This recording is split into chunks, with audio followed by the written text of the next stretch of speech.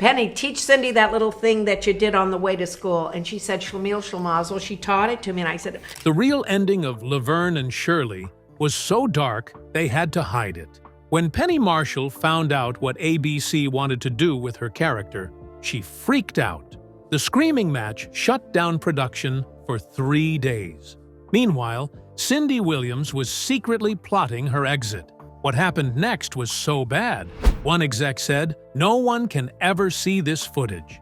Until now, Laverne and Shirley started as a single episode of Happy Days in 1975.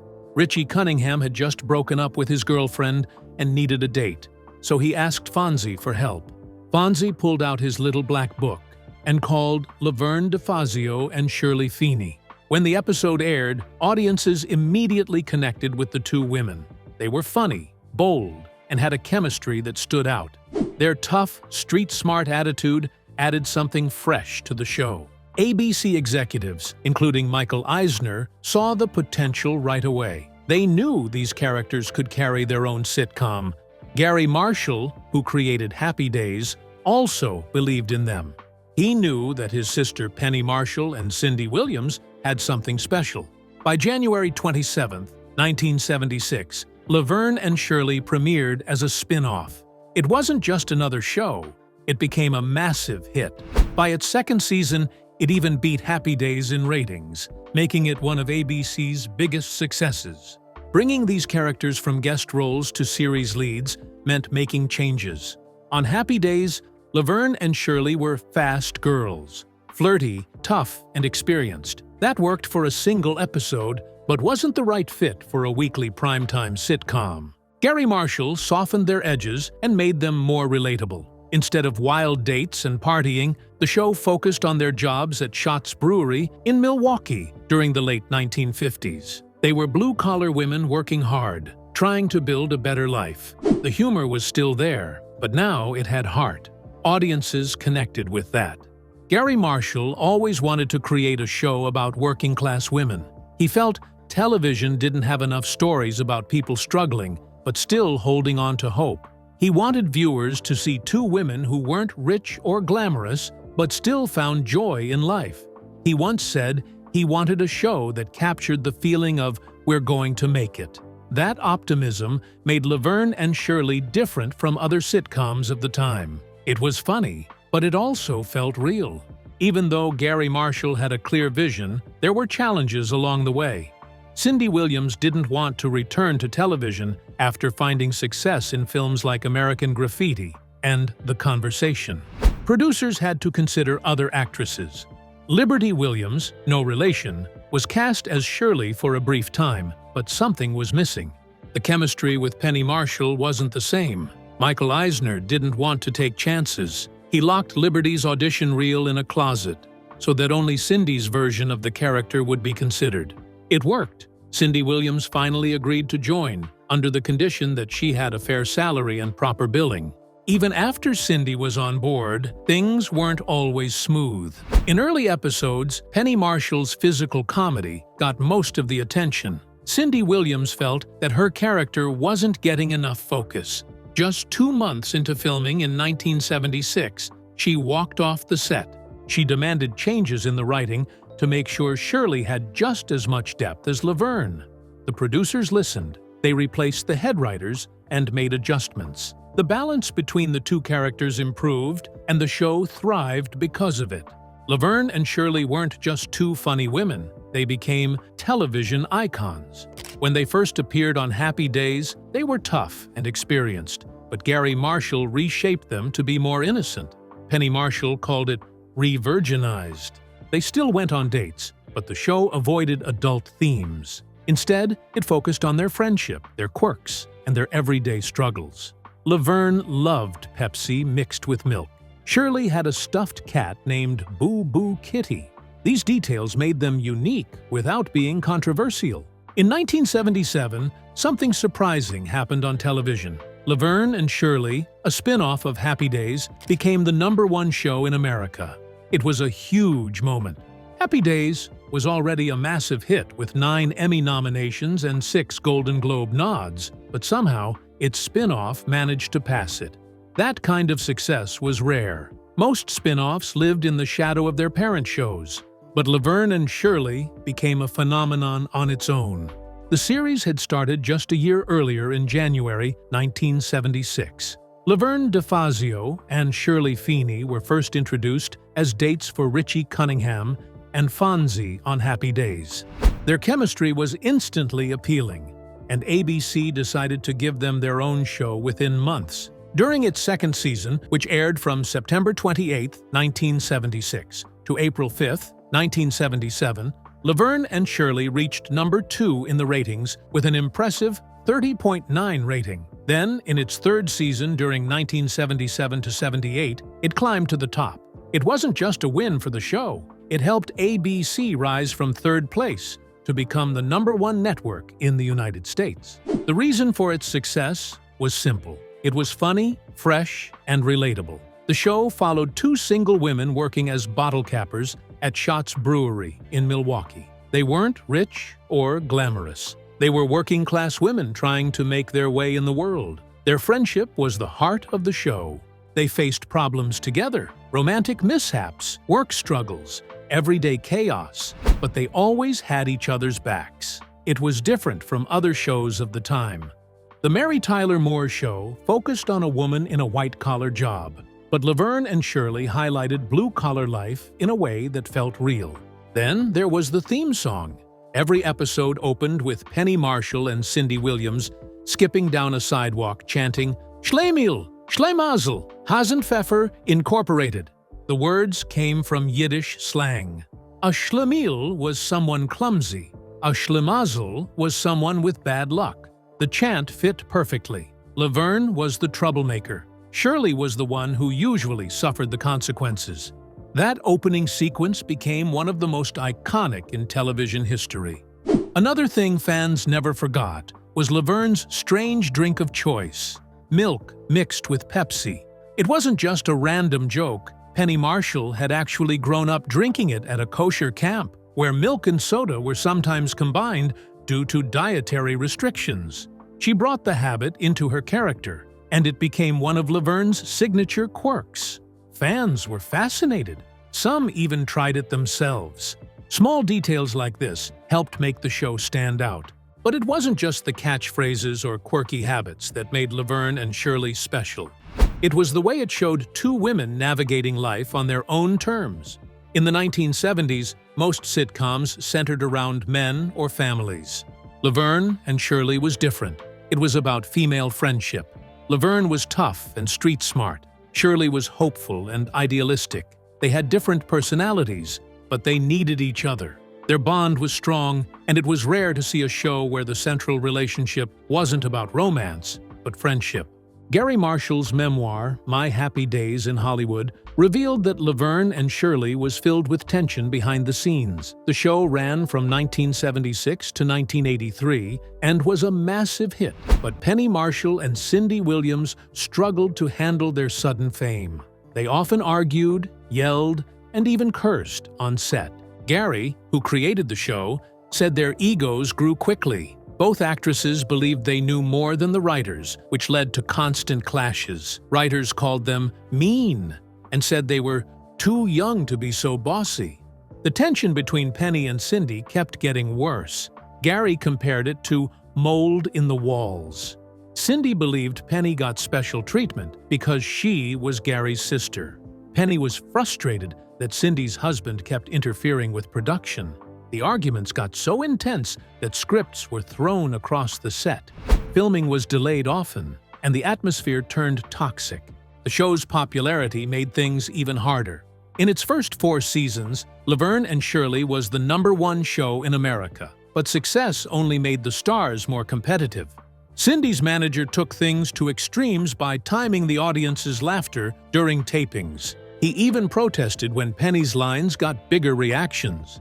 Gary saw how bad things had become and made sure his own children stayed away from Stage 20, where the show was filmed.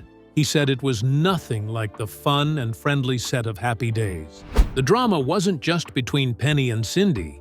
The entire cast and crew felt the effects. The actresses rejected scripts, causing delays that frustrated everyone.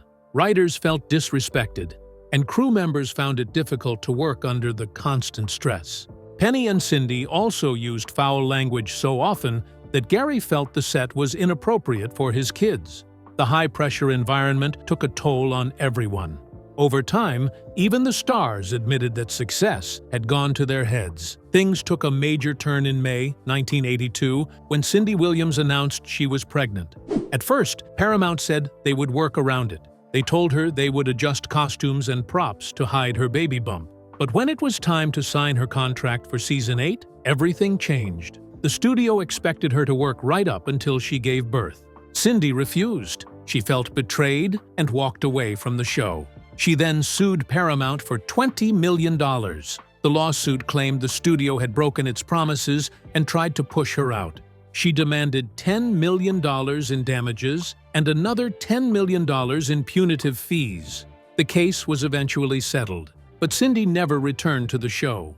Her departure left Laverne and Shirley in a difficult spot. Fans could tell something was missing. The chemistry between Laverne and Shirley had been the heart of the show, and now half of that duo was gone. The series continued, but the magic was fading. The situation got even worse when Michael McKean left during Season 8. He had played Lenny Kosnowski, one of the show's most beloved characters. In 1982, he landed a role in the comedy This Is Spinal Tap and had to step away from Laverne and Shirley. He appeared in only 5 episodes that season as a guest star instead of a regular cast member. Without Lenny, Squiggy was left without his perfect comedic partner. With Cindy gone and Michael making fewer appearances, the show lost its spark. Ratings dropped, and the final episodes struggled to capture the energy of earlier seasons. By 1983, Laverne and Shirley had run its course. Before Cindy Williams became the face of Shirley Feeney, another actress had already stepped into the role. In 1975, Liberty Williams played Shirley in an unaired pilot episode of Laverne and Shirley. ABC executives filmed this version when Cindy Williams initially refused to commit. She had concerns about working with Penny Marshall's family and was focused on her film career. Since she wasn't on board, producers had to find someone else. Liberty Williams got the role, and filming moved forward. But something was missing. The chemistry between Liberty and Penny didn't work the way the producers had hoped. That same night, Gary Marshall stepped in. He convinced Cindy to change her mind. She agreed, but there was a catch. She wanted a fresh start. That meant reshooting the pilot with her as Shirley. The difference between the two versions was so dramatic that Michael Eisner, an ABC executive at the time, decided no one should ever see the first one. He locked the original pilot in a closet on the 38th floor of ABC's New York offices. Then, he told executives it had been lost. Cindy's version of Shirley was a hit, and the rest was history. Fans have speculated for years about what the original pilot looked like, but to this day, it remains hidden. Some details about Laverne and Shirley weren't locked away. They were hidden in plain sight. One of them was the chant from the opening sequence. Schlemiel, Schlemazel, Hassenpfeffer Incorporated became one of the most memorable parts of the show, but few people knew where it came from. The chant wasn't just a catchy phrase. It was part of Penny Marshall's childhood. Growing up in New York City, she and her friends would link arms on their way to school and chant those words while skipping. When Gary Marshall created the show, he suggested using it in the opening sequence. Penny thought it was perfect. Cindy Williams had no idea what it meant at first, but Penny taught it to her during rehearsals. Even after Cindy left the show in Season 8, the chant was so iconic that school kids in Milwaukee kept repeating it. It had a deeper meaning too.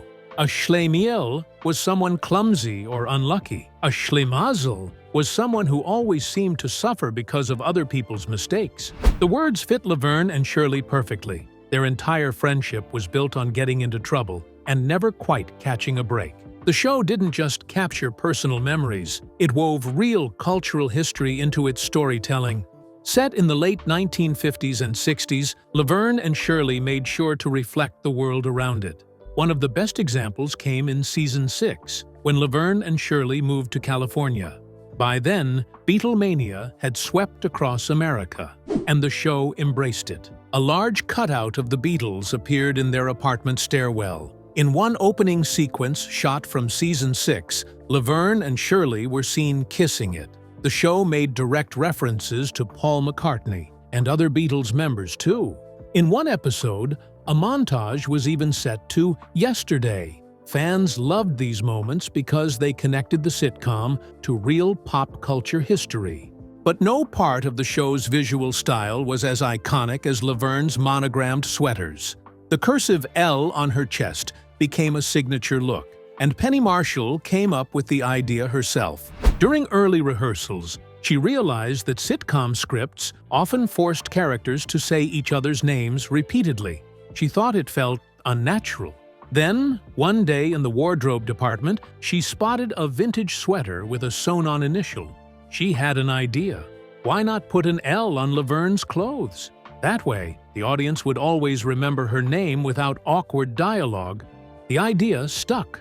Soon, every sweater Laverne wore had that distinctive L. Fans loved it so much, they started making their own. Even today, one of Laverne's original sweaters is on display at the Children's Museum of Indianapolis. Penny Marshall kept a few as personal keepsakes too. Laverne and Shirley was one of the biggest sitcoms of the late 1970s. It followed two working-class women trying to make a life for themselves, and audiences loved the mix of slapstick comedy and heartwarming friendship. But by the early 1980s, things started falling apart. The show lost key cast members, struggled with rising production costs, and couldn't keep up with the changing television landscape. When Season 8 aired in 1982, it was clear the show wouldn't last much longer. The biggest problem was Cindy Williams leaving. She had played Shirley Feeney since the show began in 1976, and her friendship with Penny Marshall's character, Laverne, was the heart of the series. But behind the scenes, Williams was dealing with contract issues. She was pregnant at the time and wanted adjustments to her work schedule. Paramount wasn't willing to compromise, and tensions escalated. Williams ended up filing a $20 million lawsuit against the production company. She left before Season 8 even finished filming, and suddenly, Laverne and Shirley was missing half of its central duo. Losing Shirley changed everything. The show tried to continue with just Laverne, but the chemistry that made it special was gone. The episodes now focused on Laverne's solo adventures, but they didn't connect with audiences the same way. To make things worse, Michael McKean, who played Lenny, also left during the final season. He had moved on to other projects and only appeared in 4 episodes. That meant the show lost another key comedic pairing, Lenny and Squiggy. The 8th season, which aired from 1982 to 1983, felt completely different from the earlier years. Laverne now worked at an aerospace company, a setting that didn't fit the show's original working-class charm. Writers tried bringing in new characters, like a co-worker named Chuck and a potential love interest for Laverne, but none of them worked. Viewers weren't interested in a show that barely resembled what they had fallen in love with. Ratings dropped, and it became clear the show was running out of steam. At the same time, production costs were rising. Penny Marshall had agreed to do a 9th season, but she had one request. She wanted the show to move from Los Angeles to New York City so she could work closer to home.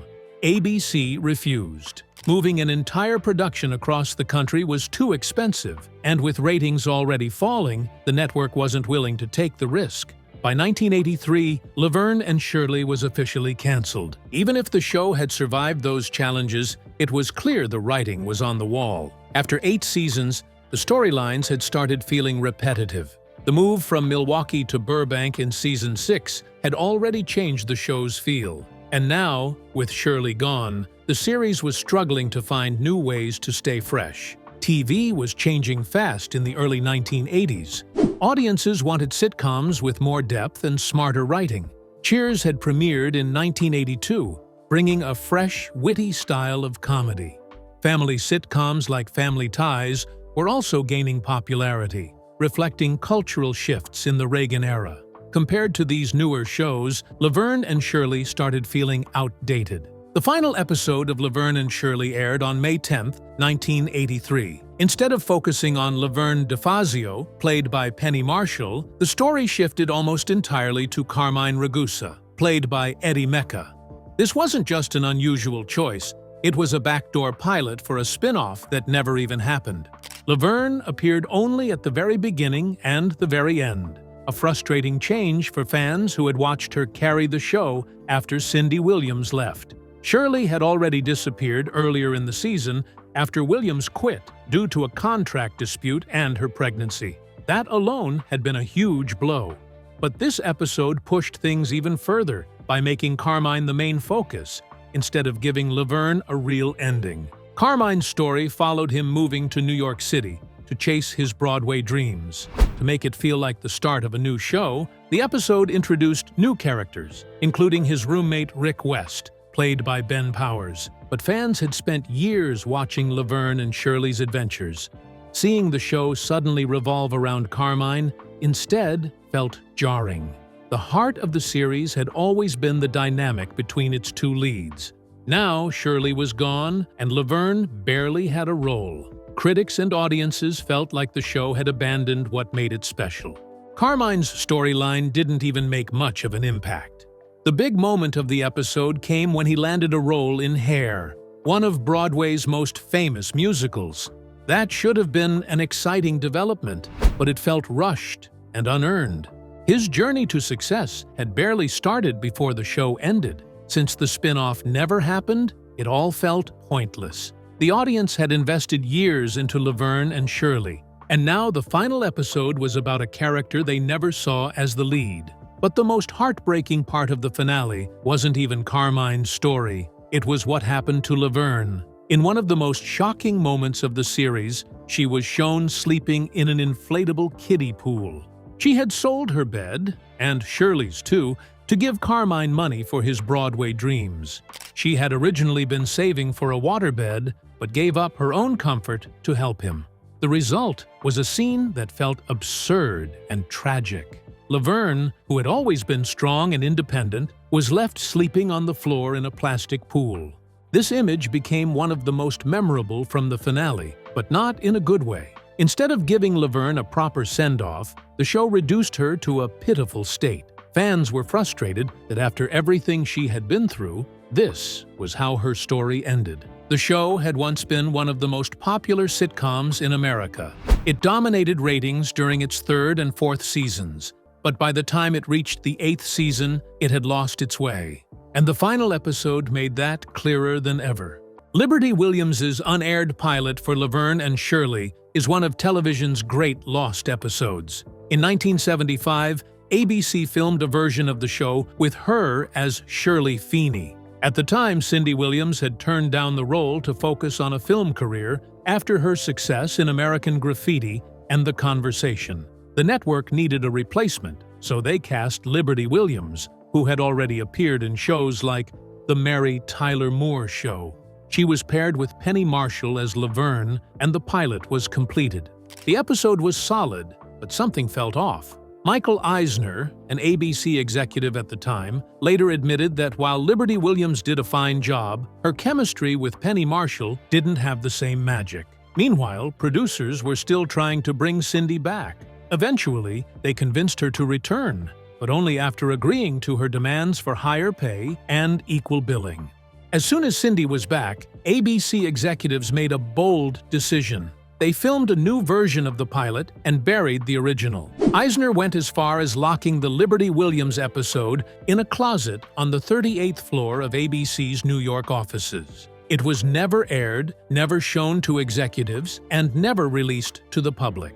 That decision changed television history. The chemistry between Cindy Williams and Penny Marshall turned Laverne and Shirley into one of the most successful sitcoms of all time. By 1983, the show had changed completely. Cindy Williams had left after just 2 episodes of Season 8 due to a contract dispute and her pregnancy.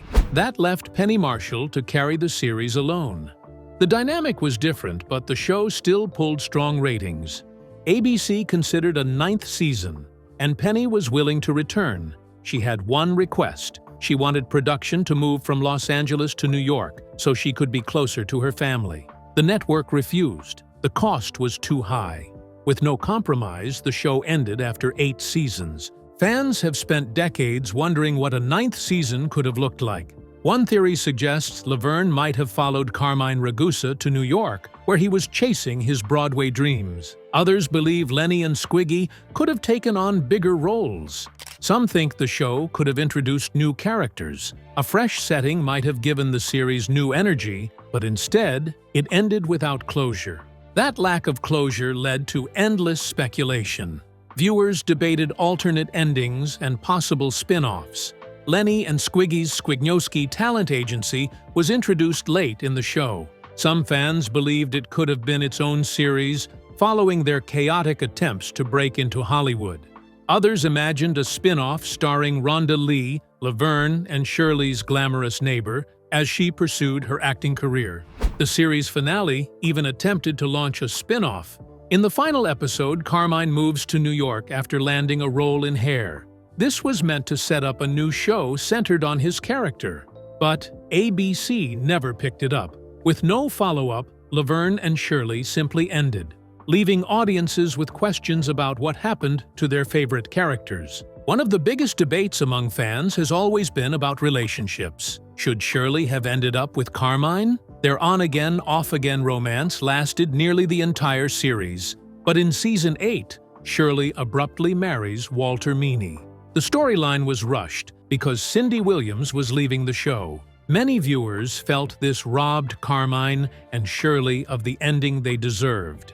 Laverne's love life was another topic of discussion. Some fans believed she and Lenny should have ended up together. They had a close friendship with a few moments that hinted at deeper feelings. Their shared kiss is often pointed to as proof. But creator Gary Marshall never took their relationship in a serious romantic direction. It remained one of the show's many unresolved storylines.